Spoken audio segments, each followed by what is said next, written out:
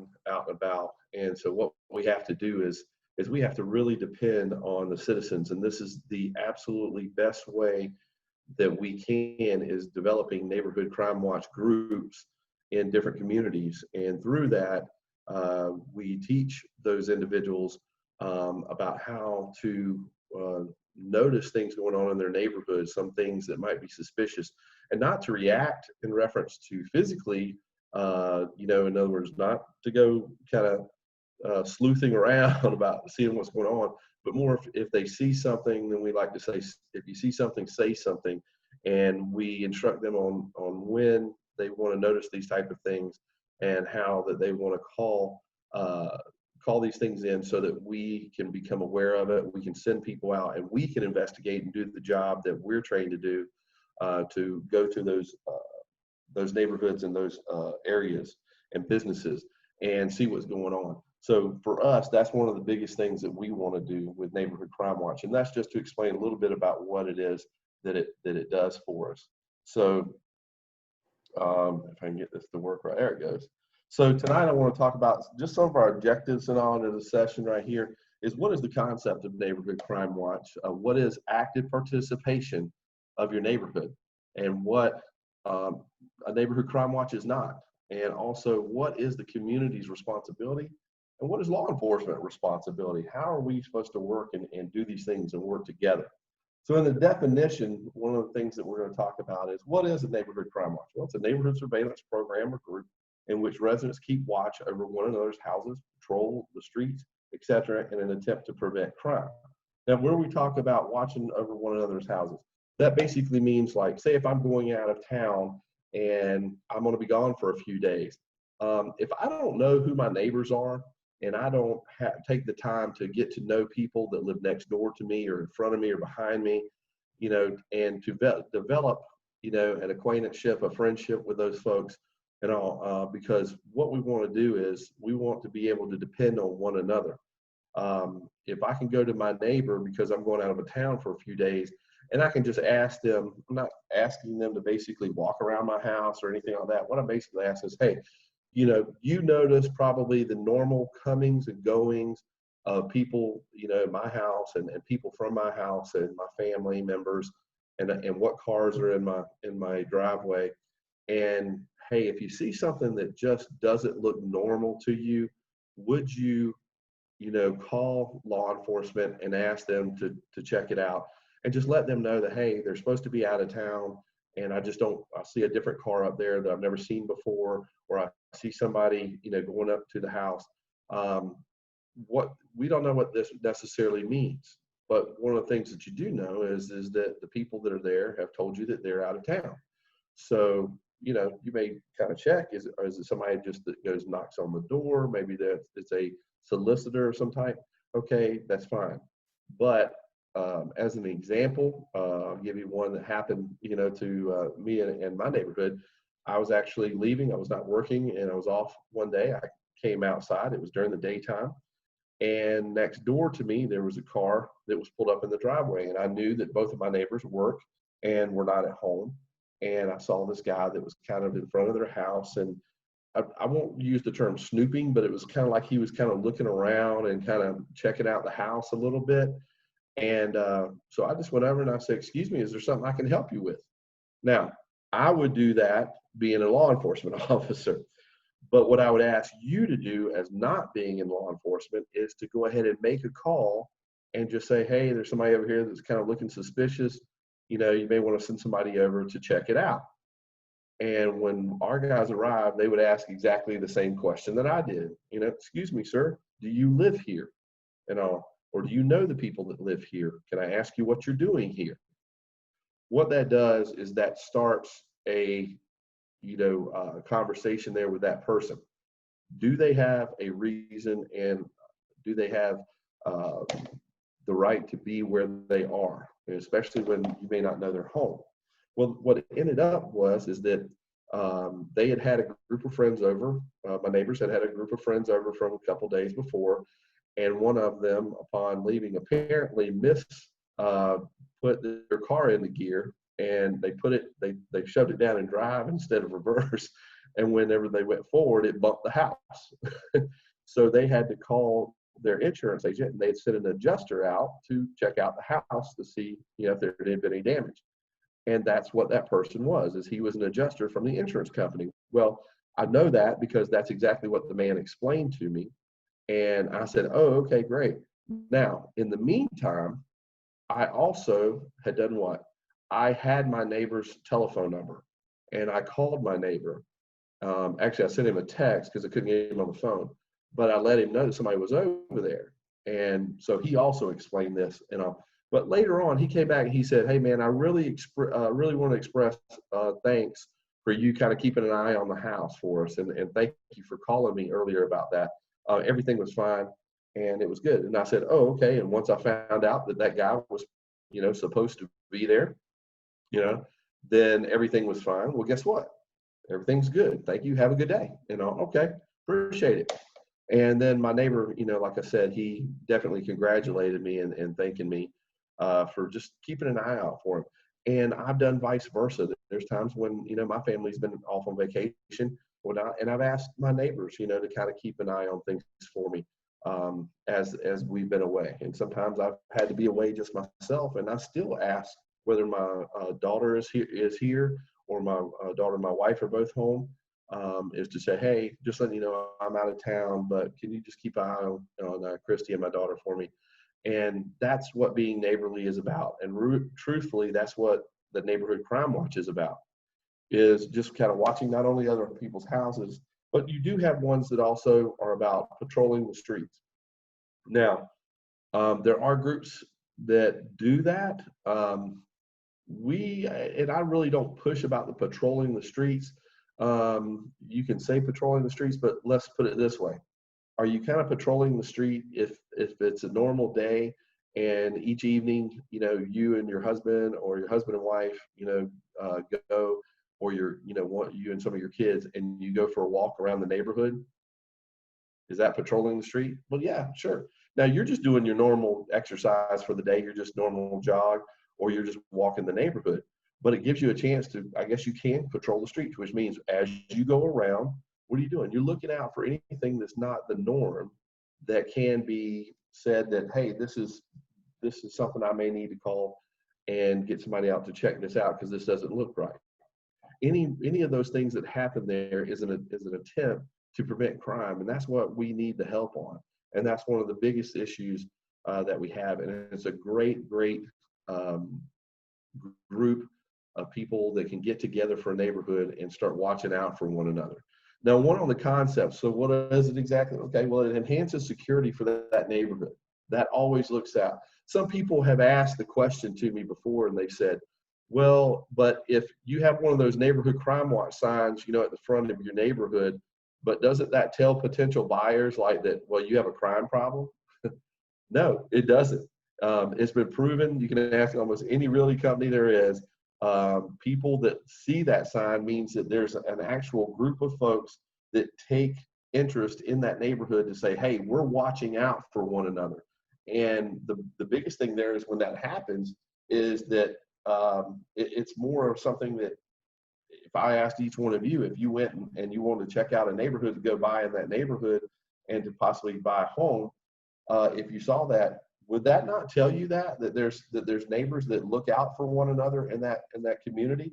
And each realtor that I've ever spoke to has always said that has been a plus for people buying a home in those particular areas. So it enhances security for those places. What does the Neighborhood Crime Watch also do? It observance of abnormal behavior. That's just what we were talking about earlier. Something that's out of the norm.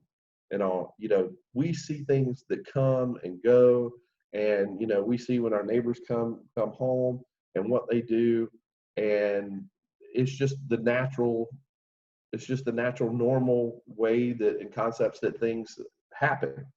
But what happens whenever we see something that just kind of makes us kind of throw that little kind of that dog head look to the side, when our dog's kind of cocked to the side. I got 2 basset hounds. They do that to me all the time. They'll cock their head to the side like, what are you doing? Because I do something maybe different or something. Well, that's what we do. And when we see that, and that abnormal behavior, that's when we want folks to call. And a neighborhood crime watch is absolutely looking for that. They're looking for and trying to be observant of abnormal behavior going on in their neighborhood. And on. Now, the third concept is mutual assistance with the neighborhood and our agency, or that law enforcement agency. The mutual assistance is where we get those neighbors that are willing to kind of, they raise their hand up and you say, you know what, I'll be the one that if I see something, you know what, I'm going to make a call. I'm going to make a call and I'm going to get law enforcement, or if you have a security, some neighborhoods may have their own security, and I'm going to call the security office and I'm going to let them know that they need to come check that out. That's what that mutual assistance is about, is partnering together for those types of things. Now, in active participation, what do you do in active? Well, of course, you attend meetings. Now, for us, one of the things that we push for the Leon County Sheriff's Office is when we talk about our neighborhood crime watch meeting, is we, of course, always tell them, say, hey, you absolutely can have just a neighborhood crime watch meeting, meaning that you don't have to, have your local HOA meeting or your homeowner association or your neighborhood association meeting. With that, you can have just a neighborhood crime watch meeting. But what we have found is that it's more convenient for folks that may be on a committee that's part of the neighborhood crime watch is to attend a meeting with and in conjunction with that neighborhood association meeting or with that homeowners association meeting. Number one, those meetings tend to have a little bit more involvement from the entire neighborhood. So if we'll tell them, say, hey, why don't you plan your meeting around your neighborhood association or around your homeowners association meeting, and just ask them to put you on the agenda. And usually that can be pretty quick. You can just say, hey, since our last homeowners association meeting 6 months ago, we've had this many crimes in our neighborhood. And those are things that our agency also can help in referencing those things for you. And we can get you, that's part of my job, is I work with those liaisons between the neighborhood associations, between the neighborhood crime watch groups and me for the Leon County Sheriff's Office. And what I do for them is I look back at what our stats are and see what type of crimes may have happened from certain time periods. And then they can go to their meetings and then they can report that. Now, one of the things that we do is we try to also attend those meetings also. We kind of do ours kind of at the very front part of it, because then that way they can go ahead and send me home and I don't have to be there about other, homeowner stuff that I don't need to be there part of. But what that does is I'm there after those first initial meetings. I'm there to be a resource for those liaisons, for that person leading that group. And if they need to refer back to me, or if somebody in the attendance has a question, then I can be there to help them. And that's one of the things that I look to do. The other active participation is the reporting suspicious activity. And reporting the suspicious activity is very important. And we try to teach on, what's important things that you're looking for, what questions that you're going to be asked by that call taker at the dispatch center, what you need to be ready to tell them in reference to location of the neighborhood, what street you're on, and what address, if you can see an address on what address that this suspicious activity is happening in, or even if there's cross streets, if it's, Johnson Street at the cross of, Hastings Street, whatever that may be. But be able to have that information as you're on the phone and as you're calling somebody and you're trying to get someone there to come check out this suspicious activity. We try to work with you on what to expect, and also that you can be that participant and say, hey, I want to call this because I think this needs to be checked out. Now, many people ask the question, well, yeah, but I don't want my name to be involved. I just want to remain anonymous. Now, let me be very clear about this, okay? When you call in a suspicious activity, they're going to ask you a lot of questions. One is going to be your name, and they're going to try to get some information from you. However, listen very carefully. You do not have to give your name. I'll say it again. You do not have to give a name. You can say that you would rather not give your name. It does not mean that they're going to end the call. It does not mean that they're not going to send someone, okay? But that's the questions of which that they are supposed to ask you, is so that they can identify who it is they're talking to. Now, here's the thing that I always ask people to do. Even if you don't want to give your name, I would always ask people, please at least leave us a number so that we can call you back. Now, here's the reason for this. When a person calls and they say, hey, there's a suspicious person and they're it looks like they're kind of snooping around this house. I don't believe, I know the neighbor. That's not who it is. I don't know if it's somebody that's supposed to be there. Can y'all send someone to check this out? Okay. So we get information from you. Well, what if in that information, we say, well, what are they wearing? And you say, well, they're wearing a white shirt. It looks like they've got navy pants on. Okay. So and so. When our officer or deputy shows up and they see somebody that's close to that house, but are walking down the street, except this person is not wearing a white shirt, they're wearing a beige shirt. They're not wearing navy pants, they're wearing black pants, okay? We may want to call you back to verify that information. And the reason is because you call a call taker that information. And so through that third party that officer is getting information, sometimes we need to verify, because it may be, I may need to call you back and say, hey, I understand it was a white shirt. No, they were wearing like a beige shirt. I'd say more it's a beige. Well, what color were the pants? We're showing that it was blue pants. No, it was definitely black pants. Okay, let me go and stop this person. I think we just had some wrong information. Well, guess what? The person that you talked to on the line may have misunderstood something you said, reported it to the officer in that way, and the officer may need to call you back because we may see someone that is fitting that description, but not quite. So let us call you back so that we can verify some of that information and then stop that person if we need to stop them and find out, hey, what's going on? What's going on, buddy? What are you doing? Do you have reason to be here? Those things are most important for us. So I always ask people, please, please, please leave us a phone number at least so that we can call you back, just if we have questions or we may need to verify that information that we've gotten. Let's talk about what Neighborhood Crime Watch is not, okay? What it's not is it's not vigilante justice. That's not, you see my little picture there and everything. It's not vigilante justice. We're not asking for people to go out here, and be and be the Terminator or whatever you want to call it. That's not at all, we're not asking anybody to be the Demolition Man. I actually just saw that movie a little while earlier today. That's not what we're asking you to do, okay? That's not at all right? We want you to leave it in the hands of the professionals. I always like to say this a little bit. In my house, it took me a while to learn the lesson, okay? But just like I don't ask a surgeon, I don't ask a carpenter, I don't ask a plumber, I don't ask an electrician to come and serve warrants with us. And the reason is because that's our job. That's the job I know to do, okay? That's not what they're trained in. Well, guess what? That's why I call those guys whenever I need something fixed at my house, because I'm not an electrician. I'm not a plumber, okay? I'm not a carpenter, all right? I'm not a surgeon. I need to go to the doctor. I need to see somebody that knows what they're doing and tells me, how it is I need to do this. I couldn't do surgery on myself, okay? Because I would have messed everything up. I just had a hip replacement surgery not too long ago, and that doctor did a fantastic job because you know why? He knew what he was doing. So that's why we say this is not vigilante justice. We're not asking you to be the police, okay?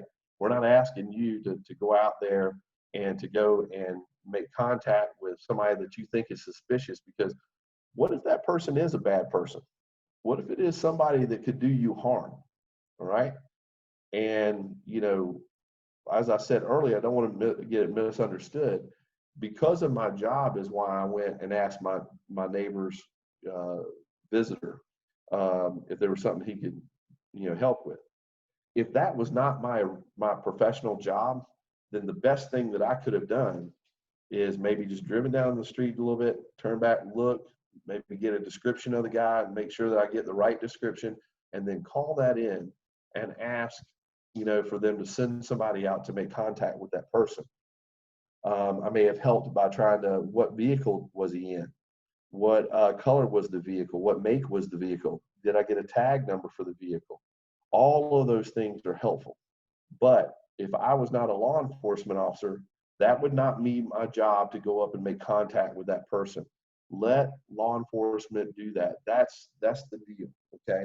Even if you think, hey, I'm gonna tell you something. Even if you see someone breaking into a car or breaking into a home, it is not you. It is not your job. It's not your profession for you to go out there and to try to stop that. We don't want to see you guys hurt. So we ask that you please make that call. If it's something that's actively happening right then and there, make that 911 call, and let's do it as an emergency and get us out there as quickly as possible. But we're not looking for people to take the law into their own hands. And that's what we mean by that.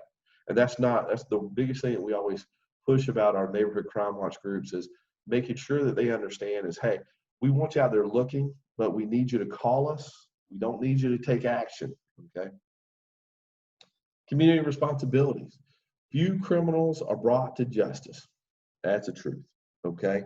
We wish that was not the case, but there's a lot of crime that happens, and there's not a lot of us, and it just takes a lot of time, to do those things. It's hard, but here's the thing. I always like to say this has always been me, is I don't pull punches, okay, folks? I don't pull punches, and what I mean by that is I kind of tell it to you just like it is. And the truth of the matter is that that few criminals are brought to justice. It's not because we're not out there trying, and we're not out there, doing everything that we can to do these things. But sometimes, there's just, as they say, not enough hours in the day, and sometimes there's not enough information that we get that we can go forward in a case. There are still certain aspects of a case that has to be made in order for us to bring a case against a person. Restitution is unlikely. And I had that picture there, kind of money going down the drain. Well, so-and-so, our victim got something stolen. And maybe we were able to track down that suspect. And maybe we were able to bring a case against the suspect. But they may have already sold that ring or sold that piece of jewelry. I used to work in property crimes, and there's sometimes when it wasn't reported quickly enough to where we could put the information out there so that pawn shops could give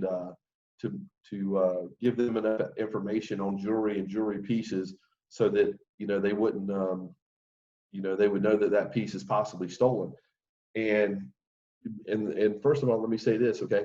And here in Leon County, our pawn shops work very closely with our investigators, okay, with our team, and that is the truth. And the reason is because they want to stay on the right side of the law, okay, for business purposes, okay.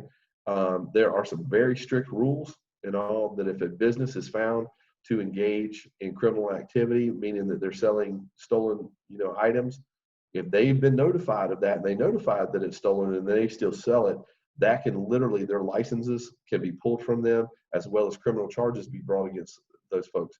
So listen, pawn shops really stay close contact with us, and they work very well with us. We usually get a lot of cooperation from our pawn shops, and that helps us in our investigations. But the fact of the matter is we don't always we can't always get that information to them as quickly as we'd like to. And sometimes, if they do their checks, and when they're doing those checks on some of the items, if it doesn't come up as showing stolen, then they take it as not stolen. And so they go forward with their business. And later on, they may find out that's the case. But I had a case where a class ring of a victim, had been sold. We were not able to get that information out as quickly as we could. Just for several different reasons. Part of it was we still needed to find out what all had been stolen from the victim. And by the time that they got all that information to us and we got it out to the pawn shops did have one listed, because they also have to put down the description of items that have been sold or that they have done business on. And by the time that they found out, yes, they had bought and sold it, but they had already sent it away for it to be melted down and to get credit for that type of metal that it was. And so unfortunately, the restitution was not there for them to get their items back. So restitution is sometimes unlikely, when that happens. But we're still going to ask for it. We're still going to do it. If we can bring somebody to justice, if we can get their property back, absolutely, we're going to try to get that returned to them as best as we can. But the unlikeliness of it happening is, unfortunately, kind of the way it says, it just is what it is sometimes. Opportunities, as far as community responsibility, opportunities, unlock doors and windows. Wow. I can't say that enough sometimes. We constantly are just over and over and over, it seems, where we're asking folks, please lock your doors, lock your cars, lock your cars, lock your cars. We have a 9 p.m. routine on our Facebook page every night. And it's basically there. We call it the 9 p.m. routine. I mean, at 9 p.m., we put it out there for people that get a notification from us about our Facebook page. That's supposed to be there to remind them about going outside. Hey, making sure that door is locked, making sure those, your windows and doors are locked of the house, making sure that your cars are locked up. And yet, extremely high percentage of our vehicle burglaries are coming from unlocked doors. Sometimes, as you see in the picture, a locked door is not necessarily going to keep a person away. But here's what I've always liked to say to my neighborhood crime watch groups. Okay, if a person really wants to get into your home, they're going to get in, right? But does that mean that I'm going to leave the front door open for them to just walk in? No. I want to shut that door. I want to make sure the door's locked. I want to make sure that I have good locks on that door, so that even if they try to kick that door, it's going to possibly bring some type of attention to that person. And maybe I have some of those good neighbors that are looking out for me, and they see somebody up there kicking a door in, and it didn't do it the first time because they had a good lock system on there, and it was really bolted down good with the proper screws, and so it didn't get kicked in the first time. It took several times. Well, every time that they tried to kick it in and somebody heard that noise, and all of a sudden they got a couple of neighbors come out there and they're like, hey, I think they're breaking into the house. Oh, let me call 911. Let me get them on the phone. Let me get law enforcement out here. And a lot of times that helps in leading for us catching these bad guys and bringing the suspects to justice. So that's the community's responsibility that we look at, and we say, that's what we need you guys to do. So, the community's responsibility of just understanding is what we're talking about, that sometimes few criminals are brought to justice, but we are out there doing it. And that restitution may be unlikely, but limit the number of opportunities that we give these people. That's what you guys can do for us, is limit those opportunities, lock those doors and windows, and be conscious of what is going on around you. We like to say, I always like to say, is have your head about you. Anywhere you go, make sure you're kind of looking around. You're always taking note of what's going on around you, around your home, around your vehicle. Okay. What is our responsibility? Well, our responsibility is prevention. And just like you see there in the meeting, it's for us to go to these meetings and talk to neighborhoods and give them ideas. One of the things that we do as far as our responsibility on crime prevention is that we offer a residential assessment as well as a commercial assessment, meaning that as a residential assessment, if you would like us to come out and do a security assessment of your home, that is a free service which is done by the Leon County Sheriff's Office. And myself or my partner, we will come out, and we've been trained on knowing what to look for, and we can do an outside assessment of the home as well as the inside assessment. For instance, what's the use of having floodlights if the floodlights don't work outside the home? Making sure that your lights are on at night, it lights up that area. Here's what I always used to tell them. I said, bad guys don't like the light. They like the dark, okay? And why? Because in that way they're not seen. So what we want to do is we go to these meetings and we go to, hey, We go to Zoom meetings, just like we're having here. And we take these opportunities to talk with you guys and bring this stuff up and tell you on ways that you can help yourself, and also ways that we can help you too. And one of those is through our residential survey, as well as our commercial survey. We do that for businesses as well. As you see in the police car, there is patrol, letting us know what these things are. Now, that's the community responsibility, is letting us know when these things are happening, okay, or there's a suspicious person. And then us, the law enforcement, our responsibility is then showing up to those neighborhoods, going out there and patrolling the neighborhoods and keeping eyes out for businesses and for homes and seeing what's going on in those particular areas. The other part of our law enforcement responsibility is developing and organizing those neighborhood crime watch groups and working with those groups so that we can basically help the neighborhood to stay safer, to help those communities make a better effort on staying safe. On this lesson 2,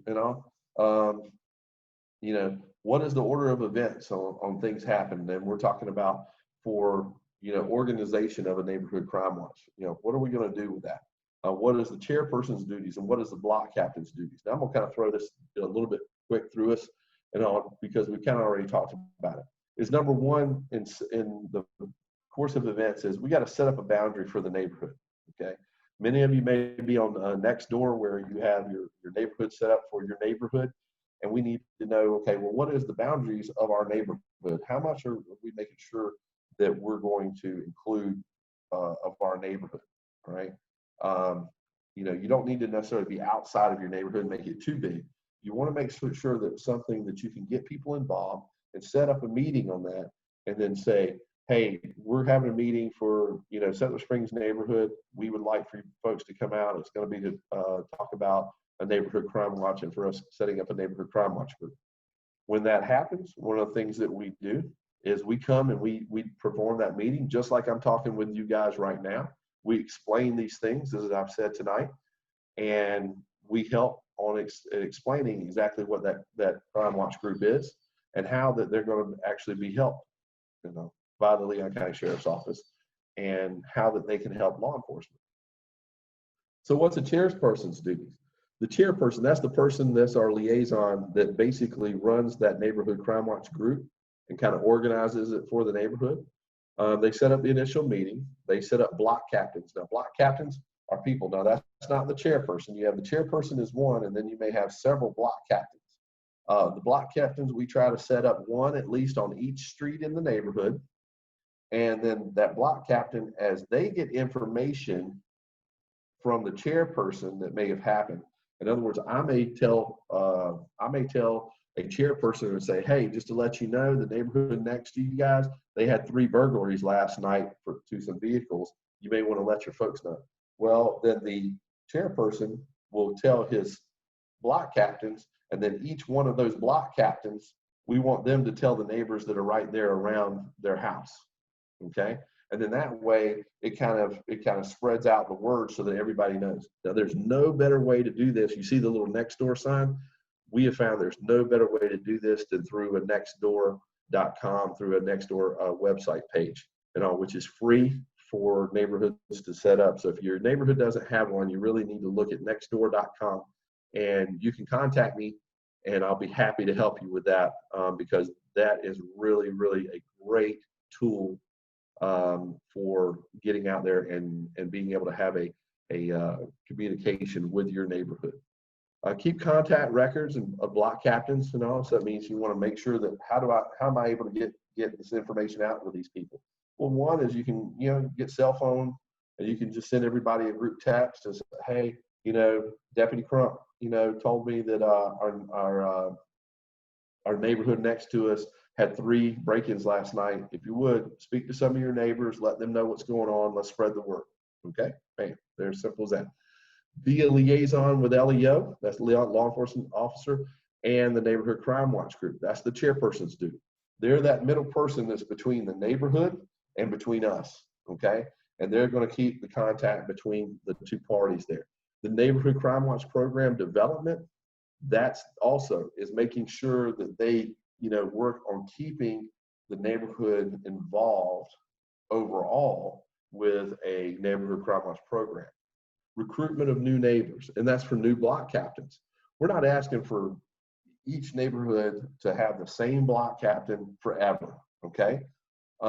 It helps when you, from year to year, when you have different block captains so that they become more involved in reference to what is your neighborhood crime watch group. And by the way, this is a great caveat for people to be involved in the neighborhood crime watch. And then once they see that listen, this is not a heavy lift here. This is very simple. We keep it very simple. And by doing so, maybe it causes them to get more involved in reference to maybe being on a homeowners board or a neighborhood association board in future times, and all because they want to take a personal interest in their neighborhood. And that's what we're really hoping for. Now, the reason we say that it's not a heavy lift, listen, we're not asking you to come to a bunch of meetings. We actually, for our purposes of the Leon County Sheriff's Office Neighborhood Crime Watch, in order to be a part of our program, you know what we ask you to do? We ask you to have at least one meeting a year, just one. That's all we're asking you to do. And if you have that meeting coincide with your homeowners association meeting or your neighborhood association meeting, and you're on the agenda, then we ask you is, hey, make sure you invite us there. Make sure that you invite us for your folks. That's it. Other than that, the only other thing is for the person that's the chair, we ask them to come to a what I like to call a meet, greet, and eat. You know, as you can see by this face, okay, I don't miss too many meals. I haven't over several years. So I like to eat, but I like this concept that we came up with last year. It's called a meet, greet, and eat. The meet is we meet at my office, and we'll feed you. It's free. Okay, we're going to get a sponsor for it, and we got businesses that love us and help us do this right here. And you come to our office, and we're going to meet, and then we're going to greet each other. Okay, it gives us a time for those chairpersons, those are the ones that are invited, or their representative, to come to that meeting. And what we want to do is we want the chair groups from different neighborhoods around the communities in Leon County to come to this meeting. And we want them to get to meet each other. It's a networking, okay? Because somebody in one neighborhood may have found something that works, and another one in another area may be having trouble getting people to join or to have a meeting. And so this one may be able to give this one over here an idea of how to better organize their neighborhood crime watch, or even better organize their other meetings. And they may show something that works, and they share that information. And when we share that information, and we take that in too, and we're there to help as well. We're just basically, just like this is tonight with the Junior Museum, we're being a part of this, okay? And they're being that mediator to bring all these groups together, to bring you guys tonight here in this meeting, and bringing me here so that I can share this information with you. And that's what we do in that meet, greet, and eat. So that's what we do there. The recruitment of new neighbors are always huge in that, and that's a good way how that you can find out from other neighborhood chair people of ways that may have worked or ways that didn't work. And you may have something that worked for you guys that you can share with others, and that's what we hope there. Block captains' duties: be a leader of your block. That means your street block. Make neighbors, with those folks that live, in a close proximity to where you are. Relay that information from the law enforcement and your chair people to your neighbors. Attend your neighborhood crime watch meetings. And like I said, now we're only asking for you to have one. You can have more. I know some that have one each month, and that's great. We love that. But we only ask you to at least have one. So we make it easy. Recruitment of new neighbors, and that is making sure that, because here's the thing, just the chairperson and the block captains, they're not the only ones on the neighborhood crime watch. Your entire community, once you decide to have a neighborhood crime watch program, your entire community is actually in the program. So all of your neighbors, and our recruitment of new neighbors is saying, when you have somebody that comes into the neighborhood that's new, that's just maybe bought a house or moved into that complex, is to let them know that, hey, we have a neighborhood crime watch group, and hey, now you're part of the group. Okay. So, and then the thing is to get them involved. All right. So that's what we want to do on recruitment wise. Okay. And guys, that's all I have and all for you tonight. I think that's it. Yep. That's it. And I want to kind of turn things back over to Leslie there. But I also wanted to offer, if there's any questions that you guys have, and I'm here for you. So shoot away if you guys have any questions or anything that you wanted to put in there. What are you thinking? Actually, I wanted you to talk a little bit about, we talked a little bit about the pandemic and the increase in crime within the home and the stress levels. So I wanted you to talk a little bit about that and how the neighborhood crime watch can help alleviate that some. Sure. Well, first of all, has there been an uptick in crime in reference to in the house? Yes. Okay. It's going to happen simply because of just the nature of things. Okay. When we're closer together and we don't have time that where we're away at work, or maybe we're out of town on business, or that places are shut down, so that we can't go and kind of take our time to basically, like take a breath and everything, then some of those stressors that sometimes get to folks, and they all get to us, and yet you're closed in with those folks that may be at home. Now, I want you to understand, I'm not using this as an excuse. I'm just saying that this is just the normal psychology of what happens. Absolutely. And all of a sudden, you know what? All right, listen. Okay, she's out of the room. I'm gonna be honest. Okay, both me and my wife have worked, here at home, and during this, I have been out since February. I had surgery, so I was here. She was taking care of me. She did an excellent job. But now we're looking at almost, 5 months that we've been inside with one another, being at home a lot. And I'm gonna tell you, it's been trying, because there's times where when you're all the time around one another, man, all of a sudden just the little nitpicky things that sometimes that we can avoid or we didn't notice before. And why? Because we weren't around each other as much. My wife, she goes to work and I go to work. We're gone sometimes for each other for 12 hours of the day. We haven't seen each other. And even more so, my wife travels out of town. Sometimes I have to go out of town, or I may have to work at a Zoom meeting or something late, and I may be doing something. So that's even longer in the day. So all of a sudden when I come home, I miss her, and I miss seeing my spouse, and I miss seeing my family. And so I'm more intent of what is going on at that particular time. But in this situation, because we've been around each other so much, now you pick up on those little things, and all of a sudden the littlest of things, no matter who you are, some things can start to irritate people. And all of a sudden, then when you get those two people and one's irritated here and this one's irritated here, and the next thing you know, then all of a sudden both are squawking at each other. You're causing arguments that leads into domestic issues. And when that happens, yes, sometimes we get those calls. Sometimes we're getting a call from the neighbors because it gets that bad. And so have those calls risen for us? Absolutely, they have. I don't have the exact numbers for you, but I can tell you for certain that it does. Now, because of people being enclosed more, okay, and not being out and about as much, guess what? Our traffic crashes have gone down. Why? Not as many people on the roads, okay? Some burglaries have gone down because there's not as many people out and about, because you don't have as many people that are at the mall and parking their cars in parking lots, where sometimes there's burglaries that happen there, or sometimes at an employment location, such as a state office building, where there's many cars that are out in the parking lot, and sometimes people come out and find out that their car got broken into. Okay, well, when those people are not in those locations, guess what? All right, so those types of crimes do come down some. But our domestic calls do go up. And yes, the pandemic has been a great, factor in that. No doubt about it.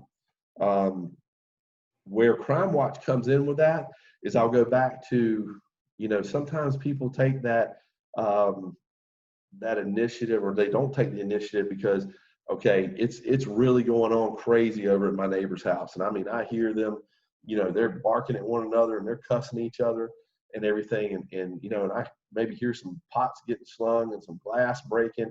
Well, that's none of my business. That's none of my business. Well, when does it become your business? When you hear a gunshot? When all of a sudden you don't hear nothing and then you hear silence? How do you know that somebody's not been seriously hurt?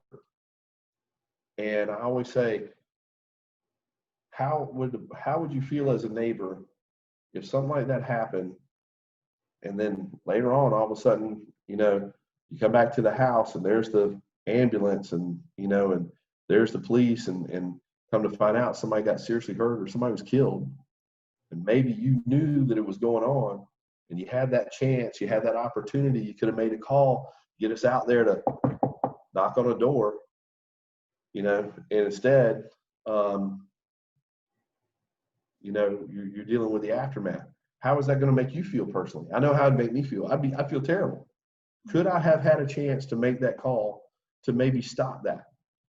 To maybe deal with that. I've had 21 years, 21 plus years in law enforcement with this agency. There's been a number of domestic calls that I've gone to, and I have always said, always, I would rather go before it ever gets physical. I would rather, people are going to argue, they're going to yell at one another from time to time. I'd rather go out there than let everything calm down, get us out there where we can calm the situation down, and then say, hey, look, the very first thing I would always do is I'd separate the parties. Hey, man, come over here. Let me talk to you. Man, come over this way. Let's go out here and let me talk for you a minute. And I'll be the first to tell them, it's like, well, he's just acting like an idiot, and and I'll be like, yeah, you know what? I do too. I act like an idiot sometimes. You just have to forgive us. Sometimes we're just idiot people. Mm-hmm. And sometimes I'll try to get them laughing a little bit. And why? Because laughter makes everything calm down a little bit. And that's what we try to do. And like I said, for neighbors wise, we ask, that's what you need to look out for, because here's the thing. I don't want any of my neighbors hurting each other. I don't want any of my neighbors hurting one another. I know my neighbors. I know the husbands and wives and some of the girlfriends and boyfriends that are living together, and spouses and other folks that are living together, okay, and partners that are living together around my neighborhood, okay. I don't want any of those people hurting one another. So I would rather, if I hear something that maybe I need to see about somebody getting involved, and if they hate me for it, and they go, you should have mind your business. You know what? I said, look, I just didn't want anybody getting hurt. I'll say that every single time. If they have a problem with it, you know what? I'll go and I'll lay my head down at night and I'll think I'll do the right thing. That's me. And that's what we try to talk about. We don't want somebody going over and knocking on the door, okay, and try to get involved. Let us do that job, okay? Let us be the ones to go in there and try to calm the situation down. And by the way, every single time, that is going to be our response. I say that with the utmost confidence, is for us to calm things down. It is not our intention as law enforcement to go looking to put people in jail. Okay. As I used to say all the time, guess what? I hate paperwork. Okay. I hate paperwork. And if I arrest somebody, guess what I know I got to do? I got to do paperwork. Okay.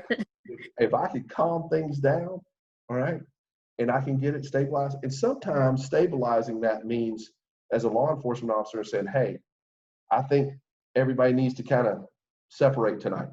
So we may ask somebody, hey, you got somebody that you can go stay with? And sometimes it may be the male. Sometimes it may be the female, maybe whoever's easier.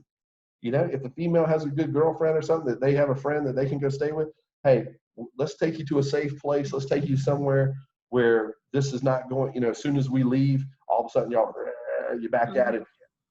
Because eventually, something bad is going to happen. And if I can just share for just a second, I know that there's a lot of a lot of speculation, a lot of times where people out there with everything going on these days that they've had questions about our training. And I want to just take an opportunity to say, we just don't get trained on how to shoot. We just don't get trained on how to fight. You know, the truly majority of our training is on how to handle those types of situations by de-escalation. We have a bunch of training that all of us go through. We have critical incident training. Part of that critical incident training is how to handle folks that may be under a drug-induced, episode, that may be under a mentally induced episode. And, I'm not saying we're doctors or anything, but here's the thing. Social workers, psychologists, doctors, they actually lead some of our training. Our police training are led by some of these professional individuals to tell us. One of the best times that ever I had training was when I was a school resource officer, and I worked at a special needs school for emotional kids. And many of those kids at just a snap could fly off at the handle. And you would not be able, it didn't have it across their forehead. They didn't have it stamped on a hand on that this was their issue. So you look at this kid and they're no different from any other kid. No other kid in regular school, okay? They look no different whatsoever. And I really used that opportunity to talk with many of my counselors to learn about the different types of handicaps, if you will, and that some of these kids were dealing with. And pardon me if I'm sorry if I'm not using the right verbiage here, but it was so that I could learn what their situation was, so that I could work better on how to deal with them to de-escalate if we had a problem. And I was very happy to do that for 2 solid years in that school. And I came out of that with a great amount of knowledge and how to better, especially with juveniles. And it's one of the best times that I ever had, even though it was a difficult school to work. But the faculty that was there, really helped me be a better officer. And we have that training on a regular basis. Especially, I'll give a shout out to the Florida Association of School Resource Officers. Actually, my principal and my assistant principal at my school were actually speakers at that conference in one of the years that I was there, and I took their class on how to handle the kids with autism. And when I say handle, meaning how to know what to deal with, what not to do, what may set someone off, and what are good techniques to use to de-escalate a situation. And I was actually learning that, and I didn't learn that from law enforcement. I learned that from 2 of my professional teachers. And so we have that training, and we're getting it. Sure, is there any? And believe me, law enforcement has said this forever. Is there ever enough training? No. We'll never get enough. Why? Because the status quo changes all the time. There's always something new. So I hope that kind of answers that question in a large way. It does. Does anybody else have a question? Nobody's posted anything. Yeah, I don't see hands or. Well, let me hold on. I think I saw a couple. No, I'm not seeing anything yet. Yeah. Nobody? No, just maybe comment. Okay. Yeah, no. Nobody? Did I cover everything? You covered everything? All right. Y'all are all quiet tonight. You're all my regulars, I see. I always look and say, Oh, there's one. One posted. Okay. How can the community and local law enforcement come together to address recent national concerns over incidents involving police use of force? Quite honestly, exactly what we're doing here tonight. We have to engage one another in the conversation. Okay. One of the biggest ways that I feel that at our agency with Leon County Sheriff's Office, that Here's the thing. When I'm not working, I'm just Joe Citizen. I mean, I'm still an officer, but I'm just Dean Crump. Okay, I'm Dean Crump. I still got to shop for my groceries. I still got to get gas in my car. I got to do all the regular stuff that everybody else does. I still got to go eat at a restaurant, and again, I'll serve plenty of restaurants. But the fact of the matter is what it comes down to is I know what everybody else I think kind of is as just the general person. Okay. But not everybody knows what I have to do and everything as my job as a law enforcement officer. Just like I said earlier, I don't know how to be a surgeon. I don't know how to be listen, my wife, she loves like Grey's Anatomy. She's gone through like 16 seasons driving me nuts. Okay. But here's the thing. She can watch that as much as she wants, but it's not going to make her a surgeon. Okay. It's not going to make her a surgeon. So one of the things that I say is a way that this can really draw us together about these type of situations is to do exactly this. We offer a Citizens Academy, is what we call it, our Citizens Academy. We offer it twice a year. It's once in the fall and once in the spring. Now, right now, flip a coin, right? We don't know what we're doing right now. Okay, we don't know if we'll have it yet or not. We love to. I think we're holding off. We don't want to say we're not going to do it because we really, it's our opportunity every single time to show just regular citizens what our office and what our guys do on a daily basis. And what this is a 10-week program.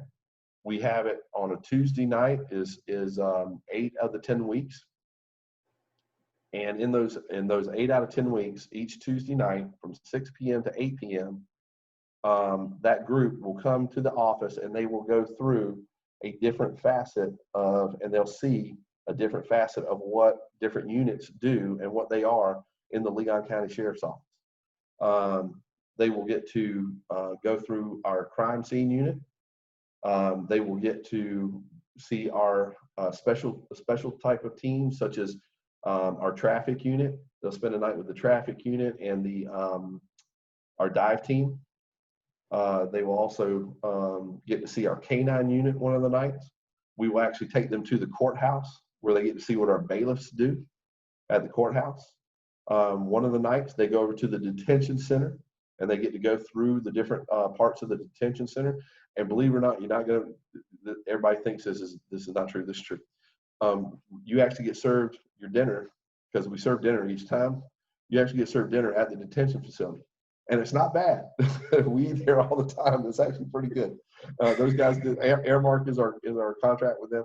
They do a good job over there, and they get to see what all the different jobs are: the medical unit, the booking area, the housing. They take them to a housing area where they see where inmates stay.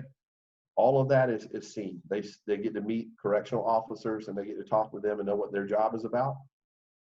As I said, we go over to the courthouse. You get to see the bailiff. We also have our state attorney, Jack Campbell, usually shows up and he speaks to us about the judicial process that happened.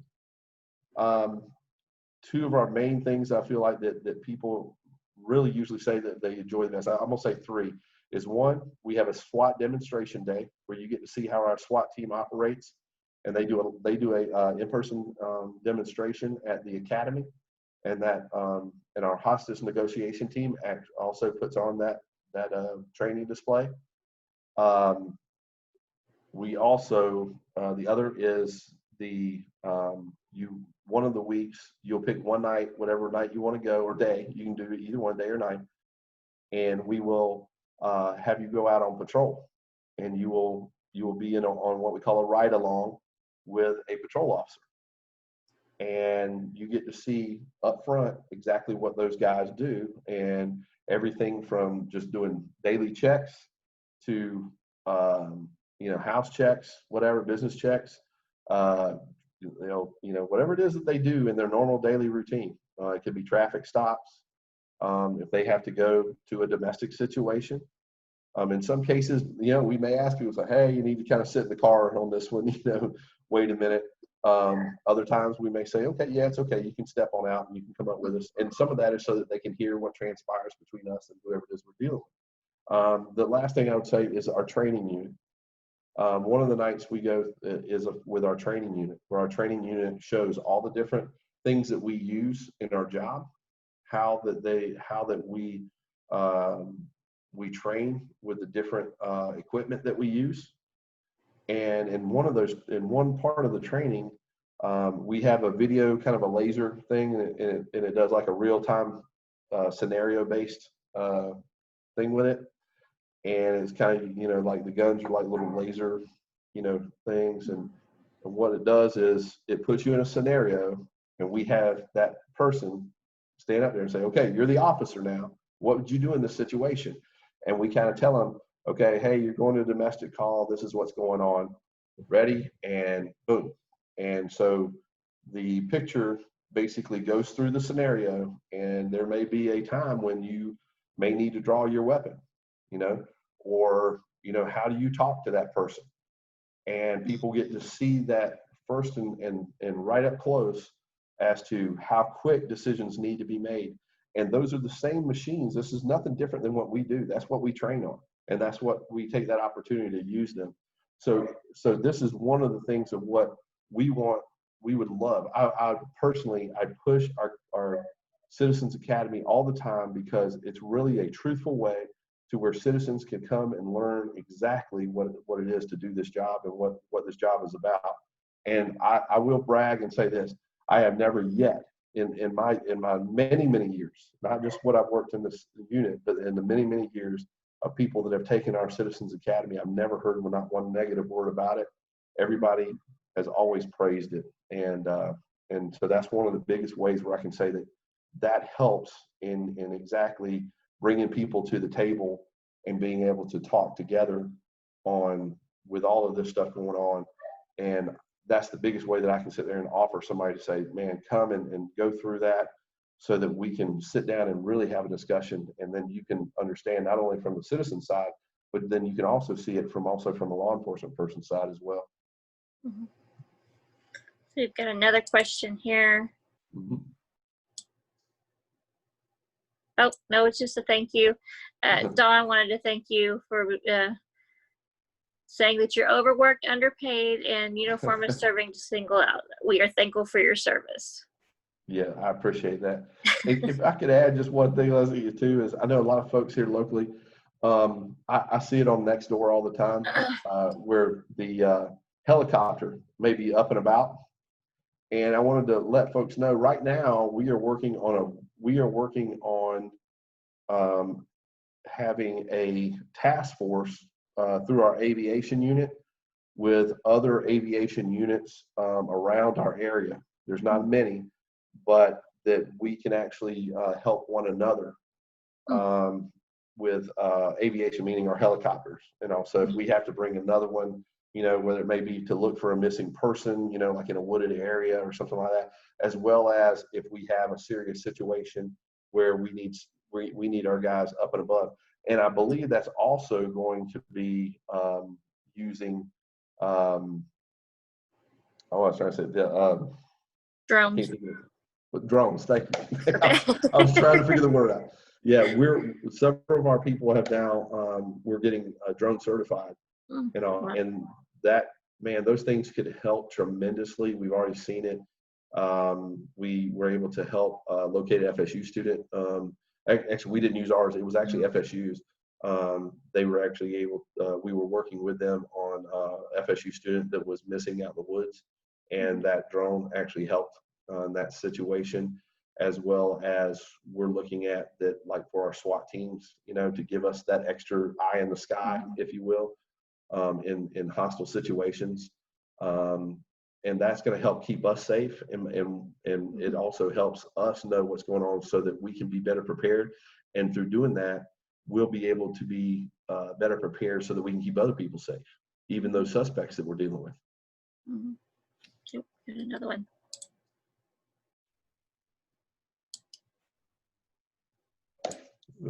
We're very thankful for all that you do for our community and to keep us informed on Nextdoor. Thank you for also taking your time to meet with us. So if you, like us, breaks from the family for a moment during isolation can be quite healthy. Yes, they are very healthy. Yeah, I appreciate it, very much. And like I said, the biggest thing that we're doing is we want you to know, and if I could just share with folks too, also, there's been some questions in reference to, our inmates over at the detention facility. And I know that today that we sent out a press release and all that we have been able to secure face masks for all the inmates over there, and any of our officers that come in contact, we're also masking up as well. Mm-hmm. So we're trying our best to do what we can, to just try to keep this at bay as best as what we can. But we're working with that, and we're trying to help. We want to keep these folks safe, okay, as well as our own safe.